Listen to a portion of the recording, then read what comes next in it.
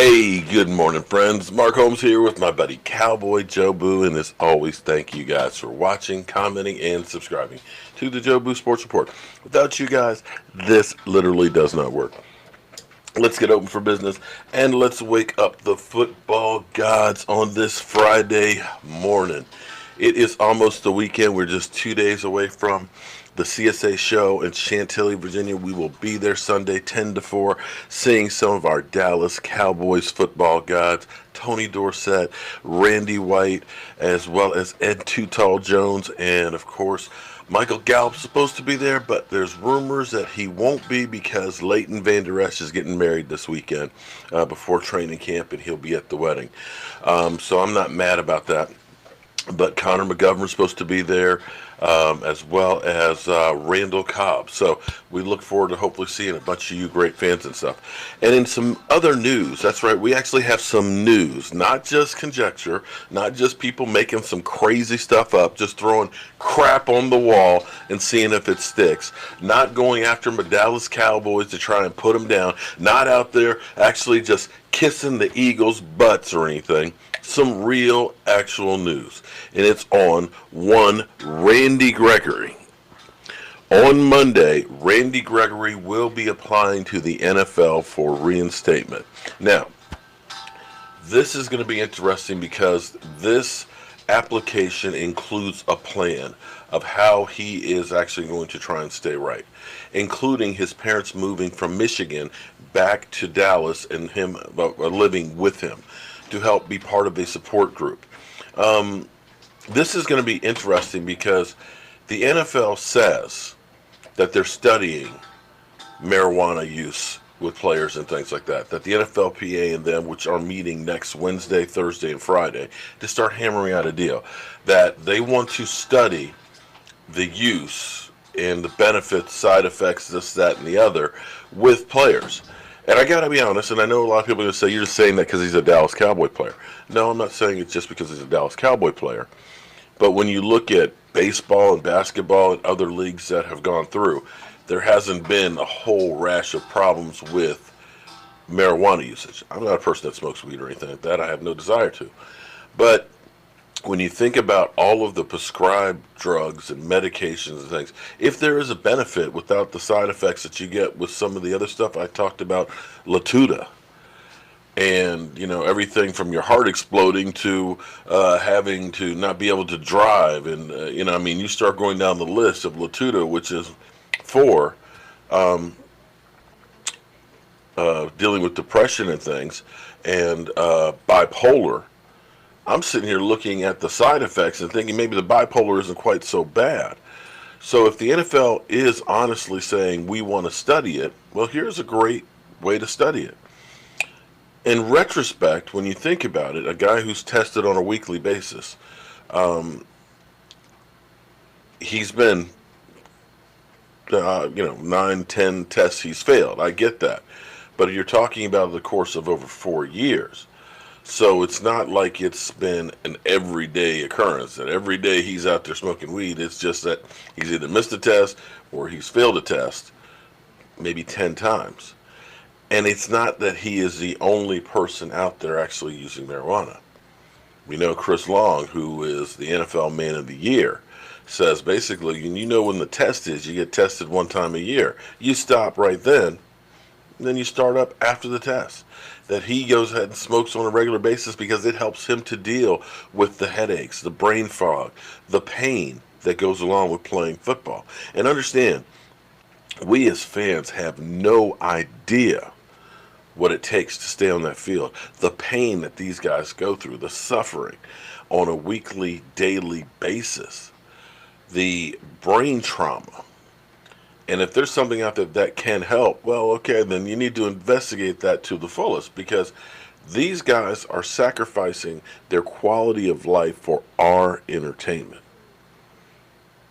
So along with this, when they say that bipolar, which he has been diagnosed with having bipolar, that therapy is one of the things that you want to have.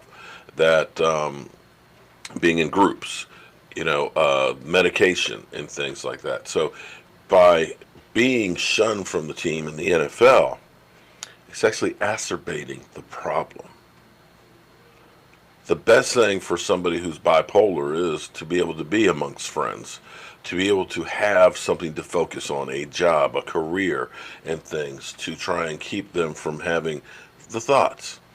And there's no better thing to keep you in the straight and narrow than playing football, because football, it's structured like crazy. If he shows up at training camp, you're amongst your friends. You're amongst your teammates. You got your roommate that you're spending time with at training camp.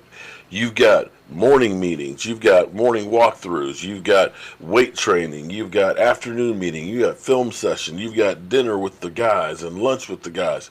You've got afternoon practice. Not a game, not a game now. We're talking about practice. And then you got more meetings, and then you got lights out at a certain time.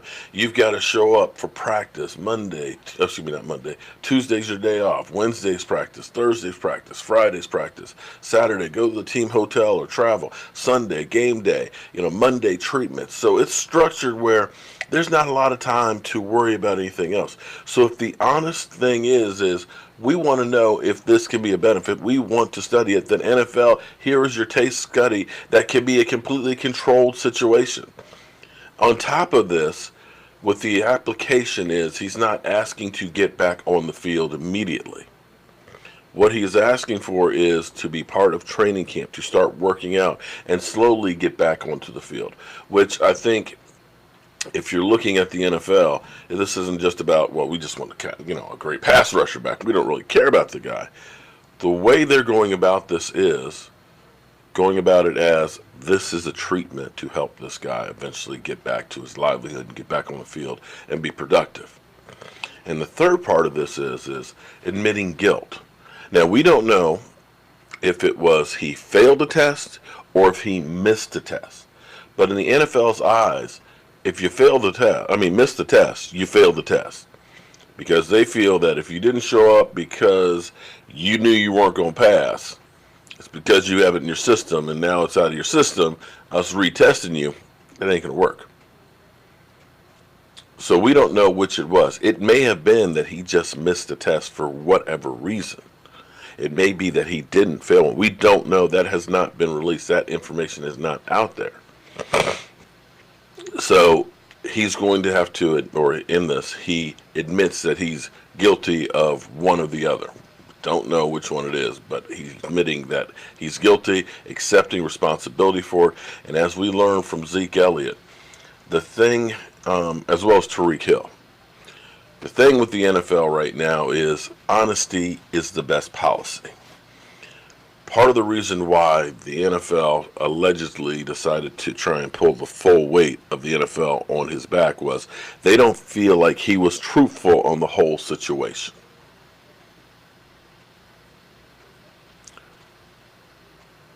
The second time, when he went in here last week, they talked to the girlfriend, they talked to the police, they talked to witnesses, they talked to everybody, they talked to Zeke, and they feel like Zeke gave us the whole picture.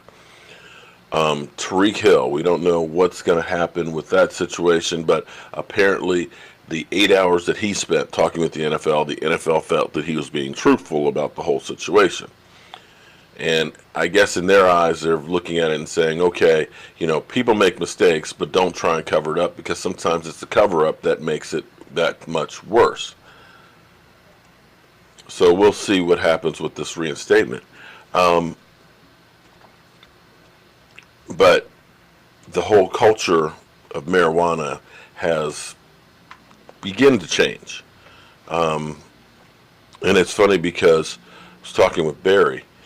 Barry was watching one of my videos where I was actually getting an MRI for my wife and stuff because she's got knee issues as well.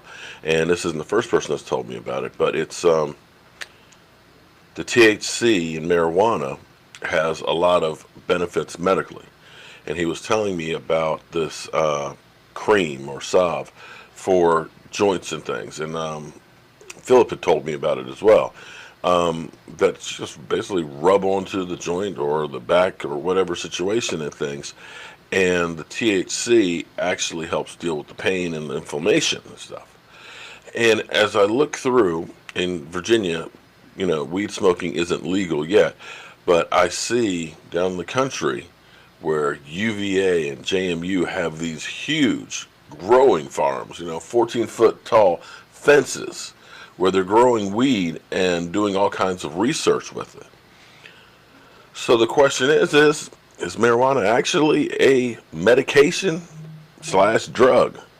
Because we know that there's a lot of drugs out there that are made for pain and pain management that will get you high and that people are getting high off of. So in the grand scheme of things, what is the difference between a Latuda and a marijuana? This is the NFL's opportunity to find out. So as always, friends, I want to thank you guys for watching, commenting, and subscribing to the Joe Boo Sports Report. Without you guys, this literally doesn't work. I've got to get down the country, got to take care of some repairs and stuff on some stuff, so I'm going to be on the road a bit today, but make sure you tune in tonight, 9 o'clock Eastern, for our live stream. We'll be talking about this with Randy Gregory, as well as Dak Prescott not wanting to take the home team discount. So, that being said, I need to get my butt up out of here to my day job. I'll see you guys soon.